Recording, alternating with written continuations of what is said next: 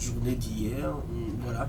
Et puis quand vous étiez sur le terrain, et ce matin, j'ai entendu un auditeur qui se plaignait, mais se mettait sous de la situation de Baye-Rousse, zone accidentogène, on l'a dit, malgré les dispositions, les choses ne changent pas. C'est malheureux que à chaque année on puisse revenir sur les mêmes situations avec la zone de Baye-Rousse et quelque part je crois qu'on serait à même quand même de se poser la question de savoir si ce n'est pas au-delà du naturel ce qui se passe au niveau de cette zone de Baye-Rousse.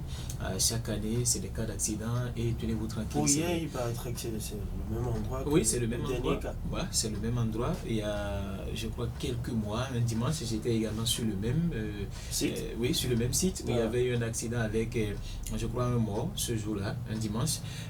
Quelque part, je me pose la question de savoir si réellement il n'y a pas des choses à faire pour exorciser peut-être cet endroit-là, parce qu'il ne saurait quand même y avoir des accidents à chaque moment au niveau du même endroit malgré toutes les dispositions qui sont prises. Nous sommes en début d'année scolaire et j'ai pu rencontrer le président de l'association des parents d'élèves qui a quand même témoigné des dispositions qui sont prises. Quand vous arrivez, vous voyez des chicanes qui sont là, mais ça c'est justement au niveau des chicanes là que l'accident s'est produit hier. Donc il s'est dit être véritablement étonné parce que déjà à partir de 11h30, 12h, c'est qu'ils sont là, quelques parents d'élèves pour essayer de réduire la circulation parce qu'on sait que les enfants doivent rentrer. Malgré tout cela, malgré les demandes qui sont faites aux usagers de la route, c'est l'excès de vitesse, c'est des accidents qui se produisent à cet endroit-là. C'est déplorable, c'est malheureux et on a beau crier autorité, je me pose réellement la question de savoir si les autorités peuvent véritablement faire quelque chose. Il y a des chicanes qui vous permettent de ralentir votre vitesse quand vous arrivez, mais malheureusement ça n'arrive pas compte tenu des usagers de la route et c'est des accidents toutes les fois. Et tenez-vous tranquille, ce sont des drames qui sont enregistrés parce que le motocycliste qui a eu cette collision avec le véhicule aujourd'hui, il paraît que son pronostic vital serait très engagé parce qu'il aurait eu un traumatisme crânien selon les explications que j'ai eues en tout cas du premier responsable des sapeurs-pompiers de la ville de Parakou. Donc ça voudra dire que à chaque fois qu'il y a donc un accident à Baye-Rousse, c'est qu'il faut forcément décompter un mort ou qu'il faut décompter un cas grave.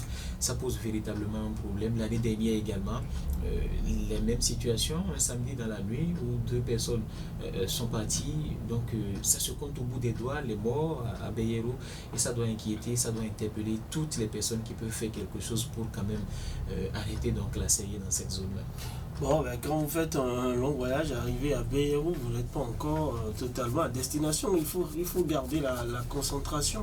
C'est justement l'une des causes de ces cas d'accidents répétés qu'on observe à Baye-Rousse. Parce que voilà, vous avez des gens qui ont quitté peut-être Cotonou, qui ont quitté en tout cas la partie méridionale de notre pays, qui, voilà, une fois à Baye-Rousse se disent allez, je suis arrivé à destination.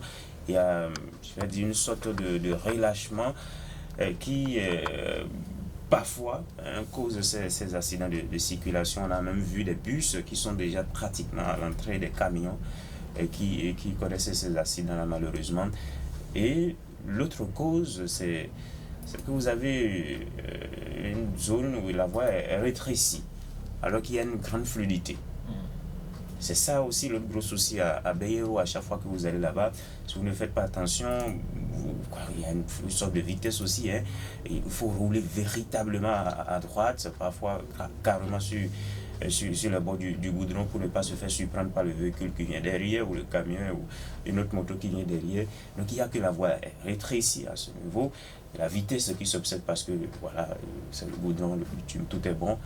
Tout ça mis ensemble, malheureusement, nous conduit à ces accidents-là que nous observons. D'aucuns, Pifan l'a dit, parleront de problèmes mystiques et tout. Il faut exorciser, il faut faire des cérémonies. Bref, en tout cas, les sachants vont s'occuper de ça aussi. Mais je crois que déjà, il faut véritablement réfléchir à ces causes que nous observons.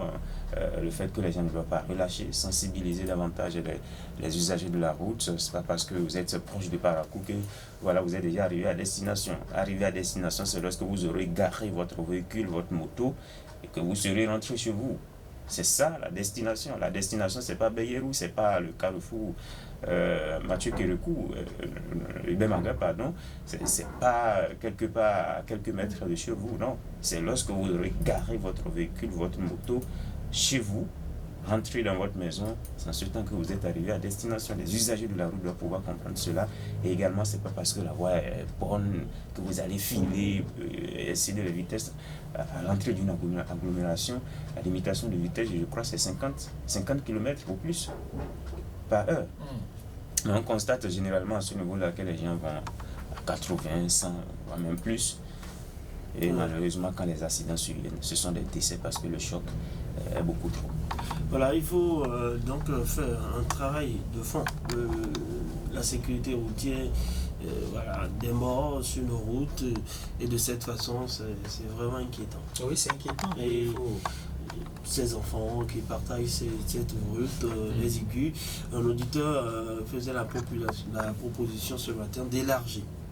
Oui, il faut faire un travail de fond. Au-delà d'élargir la route, c'est peut-être en élargissant la route qu'on augmenterait, qui sait, les risques, parce qu'on se dira que la route je crois que ça va être une solution plutôt qu'un problème. Oui, bon, la circulation serait beaucoup plus fluide. Oui, mais est-ce que ça ne va pas également monter la tête des gens? De toutes les façons, les usagers filaient déjà. Oui, je sais que ça, il faut le faire, c'est une évidence, il faut le faire.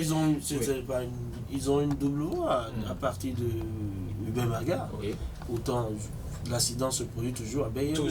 Peut-être que si on élargissait aussi, si ça rentrait dans les plans du gouvernement, il y aurait moins de risques. Voilà. Oui, il faut faire également, en attendant tout cela, je crois qu'il faut faire un travail de fond. Sur la sécurité, il faut faire un travail de fond. Il faut aller au-delà donc d'imposer des chicanes, de poser des chicanes sur les routes. Je crois qu'à ce niveau-là, il n'y a plus pratiquement d'heures. Ce n'est plus à midi, non, ce n'est plus à 14h, c'est à tous les moments de la journée donc, que ces accidents se produisent là. Donc je crois qu'il faut faire un travail de fond, accentuer les sensibilisations. C'est vrai, le président de l'association que j'ai rencontré a dit que si c'est pour les sensibilisations, ils sont même parfois fatigués. Mais il ne faut pas se fatiguer parce que ce ne sont pas les mêmes usagers qui passent par là toutes les fois. Il y en a de nouveaux, il y en a d'anciens, c'est vrai, mais tel que l'a dit Jacques, quand vous arrivez à ce niveau-là, pour ceux qui viennent peut-être à Parakou, arriver à ce niveau, on se dit, bon, je suis déjà à destination.